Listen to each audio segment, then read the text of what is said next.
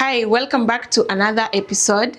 And in today's conversation, I still want to continue with a conversation that I've been having this week on LinkedIn. And guys, if you follow me on LinkedIn, you know that I share amazing content there. And if you don't follow me on LinkedIn, you may consider just checking me out on LinkedIn just to keep up with the type of content that I post. I post amazing content on a daily basis on LinkedIn. So this week I was having a conversation. I had made a post on discrimination during the hiring process, and I was just giving a scenario which I listened to. I actually listened to somebody share, and also they posted about it on how they were discriminated because they'd done an interview when they were expectant. They were actually 4 months pregnant. So when I put that post and I went through the comments, I realized that so many people are going through discrimination. So many people are being discriminated, and it was quite unfortunate that people are discriminated on things that are completely out of their control. So I said, okay, from that post, you can see just some of the comments were quite sad. Someone is being discriminated either because they're expectant, either because they are not married, either because, and the funny type of questions that people were being asked.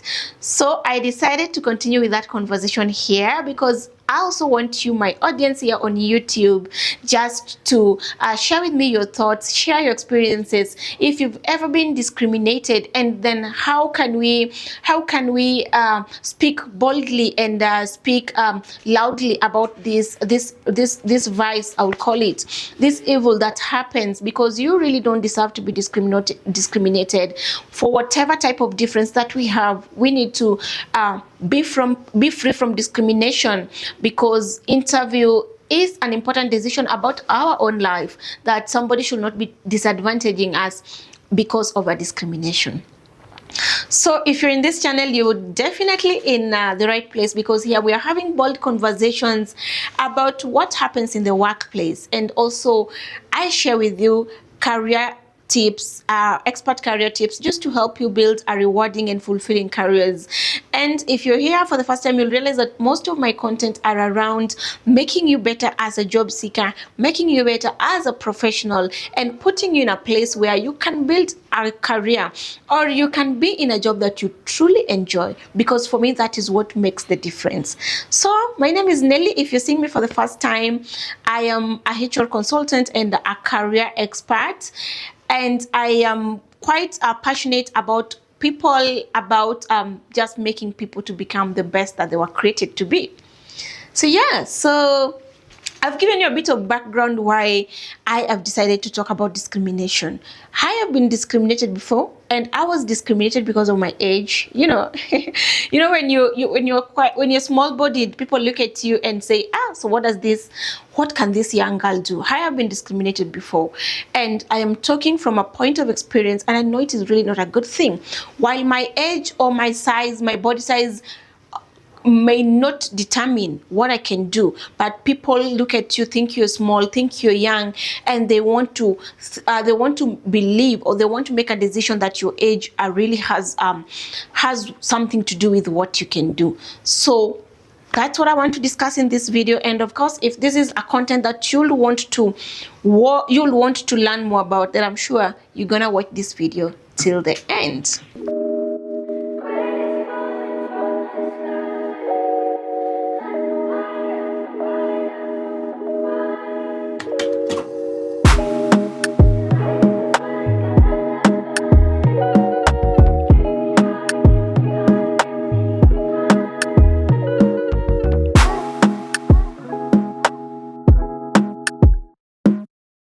So to get started for this conversation is just to understand in the context, discrimination in this context, and in the context of employment or hiring, is when you're treated differently, or when you're disadvantaged because of being different, or because of being unique, or because of being enabled differently in one way or the other.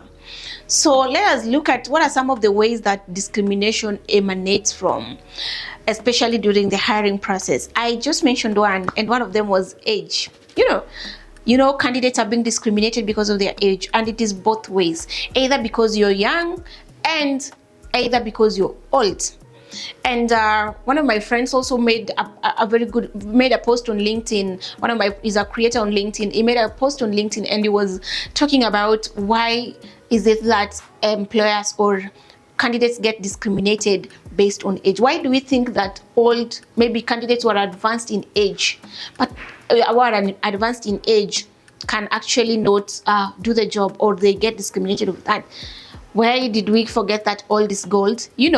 So we need to understand hiring process in a deeper way, just beyond the the physical or beyond the behavioral things that we look for.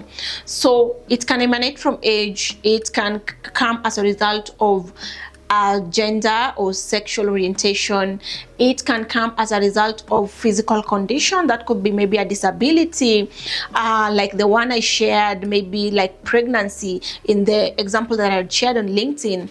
It can also come as a result of a medical condition, because when they do a medical test and they realize you have this and this maybe illness, and you're discriminated on that.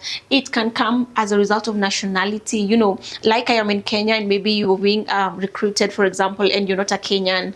It can come from things like maybe ethnicity, even international, locally, coming from a different ethnic background, tribe and all that. So those are the common things from which a discrimination comes from. And even though discrimination is illegal, I can't be ignorant of the fact that discriminations happen on a day-to-day basis or during the hiring process. So from this conversation, we're just looking at those points from which discrimination emanates. So you're aware, from the start, that those are some of the potential ways from which you can get discriminated as a candidate. So then, as a candidate, how do you tell, or how can you be able to tell that you have that? How can you be able to pick discriminatory acts or discriminatory conversation, or how can you tell that here, as a candidate, I'm being discriminated? So number one way that you can tell discrimination is from the job adverts. So there are discriminatory job adverts, and let me tell you one example of a discriminatory job advert is, for example, if a job is looking for a salesperson, then they say a salesman. That basically inclines towards a specific gender, and the gender is male. And so unconsciously, it actually disadvantages, or it brings out that female candidates may be discriminated in that male candidates are preferred. So instead of using such terms as salesman, it is important that in a job description you use terms as salesperson. Another way that a job description can be discriminatory is if it was an entry level, then instead of saying an entry level experience is required, you say in a job description something like recent graduate. You say something like a recent graduate. So it basically means that this job is looking for it's actually, which is okay, but it shows that it's looking for people who just are recently graduated. I might have not recently graduated, but I'm still in the entry level. I'm still having an entry level experience. And here is the reality. You graduated like 5 years ago and you've never landed a job. So does it mean that this job is not for you? So you automatically discriminate candidates with entry-level experience, as you give an upper hand to candidates who just recently graduated. And also from a hiring perspective, it can actually limit the type of talent that you're able to attract. Because you said you're looking for a recent graduate, and maybe that's really not what you want. You want an entry-level person. It might not necessarily mean that they graduated recently. but it is somebody with entry-level experience, of course, due to the nature and the task of the job and even the budget of the job. So if I graduated 5 years ago, but I've never gotten a job 4 years ago, then I will not apply. Maybe if you're looking for recent graduate, the interpretation of your the pool you're trying to attract will be that you're looking for people who graduated 1 year or 2 years ago. So such a discriminatory job description. Another thing that I'm actually just looking at it in a perspective of how better can we say if the job indicates that we are looking for somebody who is 35 years and above. That's outright discrimination. While we may think that age represents or age translates to maturity in a job, I want to challenge you that not all the time. Not all the time. And even in real life, we are told that age is just but a number. So can we come from a point of hiring for age to a point of hiring for potential? Can we shift the narrative from hiring for age to hiring for potential? Because you say that basically if you say that I'm hiring somebody who is 35 years and above, that means you're discriminating anyone who is below 35. Well, they can lose the job. So it's also even from a recruitment perspective, some of the reasons why we are not getting the right people is how we structure our job descriptions, how we structure our job adverts. You have someone who is 34, who is 30 and is quite solid. And age does not also, because the conventional way is that the older you are, the more experienced you are. But you can be more experienced, but you're not the best in terms of your ability, because people were also enabled differently. I can be not so much experienced, but I've been able to learn so much in the job, because I'm somebody, we say like in my language, you say like, mimi ni mtu wa kujituma, in the Kenyan Swahili. So, mimi ni mtu wa kujituma, you are somebody who you jituma, and you've learned so many aspects of the job. While somebody has been there for 15 years, they're just used to the conventional way, one skill, I do it this way for 10 years. So those are some of the areas that discrimination, you get discriminatory job descriptions. And also, just while we are still at the discriminatory job descriptions, is in terms of sometimes you as an employer, you're very right to look for someone who speaks the language that your clients or your customers really speak. So for instance, if you're looking for Spanish, or let me put it in the local Kenyan context, you're looking for somebody who speaks Kikuyu, for example, or who speaks Luo, Kenyan context. So when you put a job description like a Kikuyu is highly preferred, that is outright discrimination.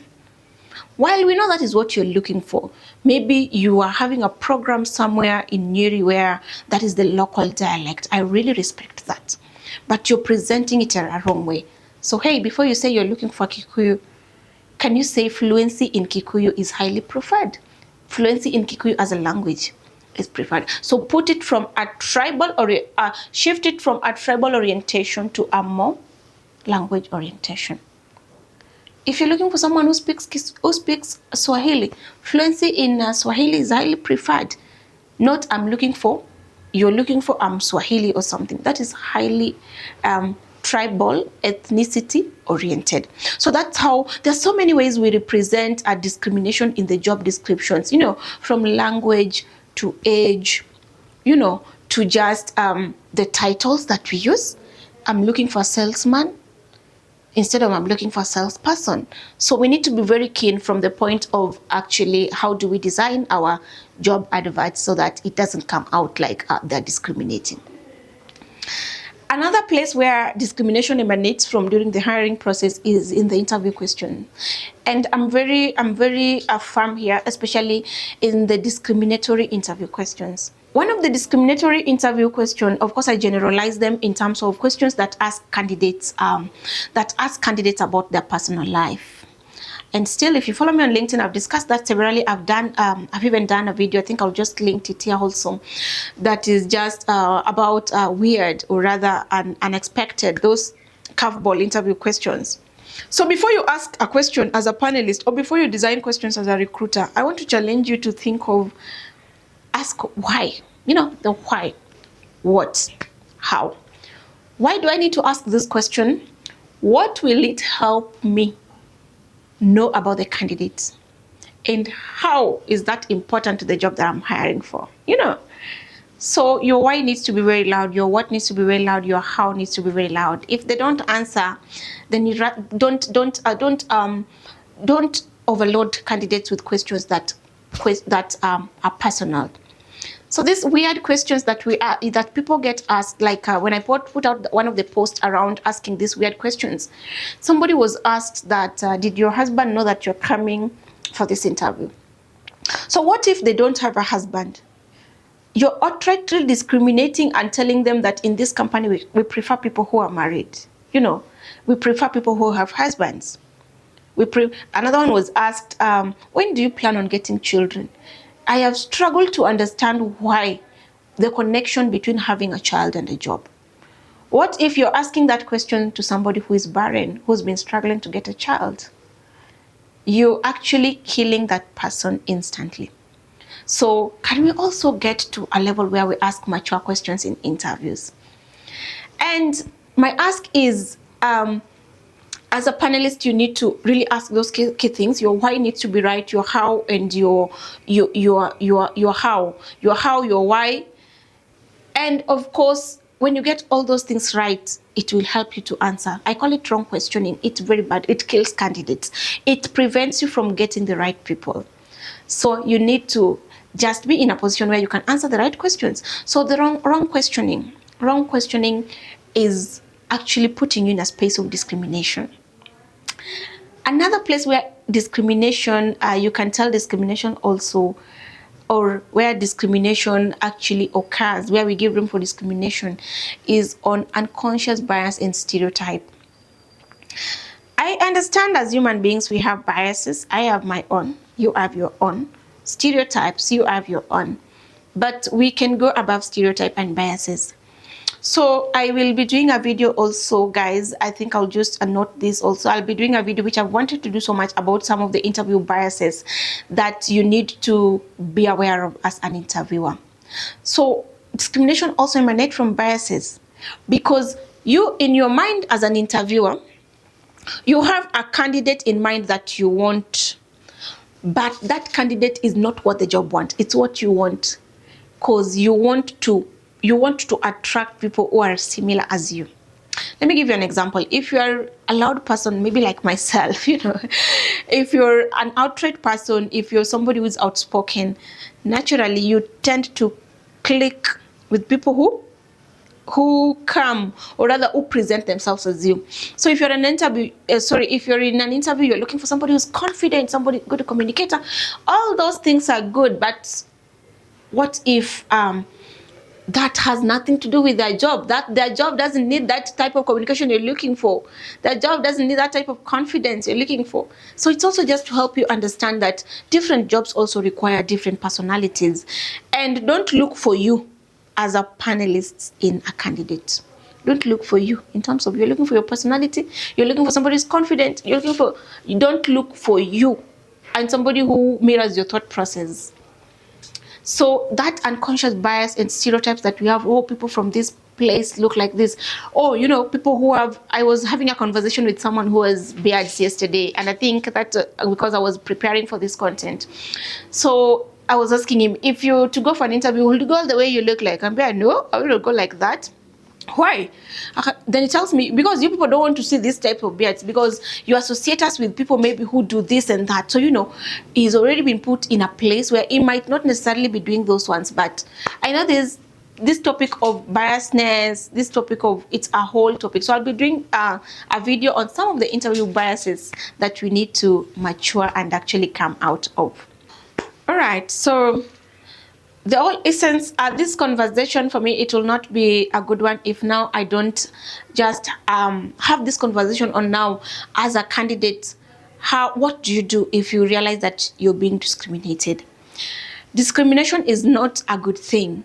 And I'm happy that the Kenyan law and some laws, of course, laws of quite a number of countries are very loud about it and are very firm about it. Of course, like in Kenya, the law does not allow you to discriminate on anything, age, tribe and all that, and so is other countries. So while discrimination can be hard to tell sometimes, because I know companies will hide behind, but it is our policy, but it is the policy, will hide behind the policy. If you realize that you're being discriminated, it's always good to document. And as I was just giving, it comes from questions, it comes from how the job description is structured. And another thing also, you can tell discrimination when a decision changes without you being informed. Like the example I'd given, where a lady who had been interviewed, she was expectant and she got this job, and now she was sent for that test. That test that maybe some companies send people for them. The test shows that pregnancy is positive, and now just like that, she didn't hear again from that company. So if you see such changes, she heard about that company later, now when they were giving her regret, and she had even been recommended.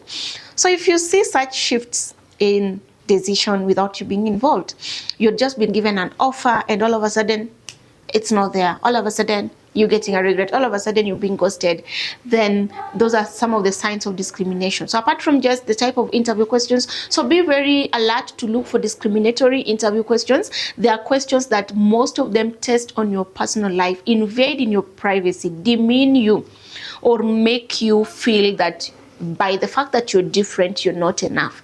By the fact that you come from a different tribe, by the fact that you are maybe disabled or abled differently, and by the fact that you maybe are in a different medical, physical condition, you are not enough. So be very alert to look for those type of questions in an interview. And one thing you can also do, which is important, because the law does not allow discrimination, is to document. Document your conversations with the company representatives. It's quite important to document. And the other way, which I think is also powerful, is to ask questions. Question why if a communication channel just cut like that, why was I recommended and I'm not recommended now? So you need to be always asking questions. So this is a conversation that we'll continue to have. I would like to hear your experience. Have you ever been discriminated against? How did it feel? I said I had been discriminated because of my age and because of body size, because they said, like, you look small, you look this and that.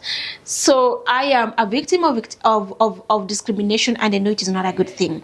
Let me hear your thoughts. Let me hear your experiences. Let me hear your struggles, your stories, and how you've been able to deal with discrimination in your current spaces.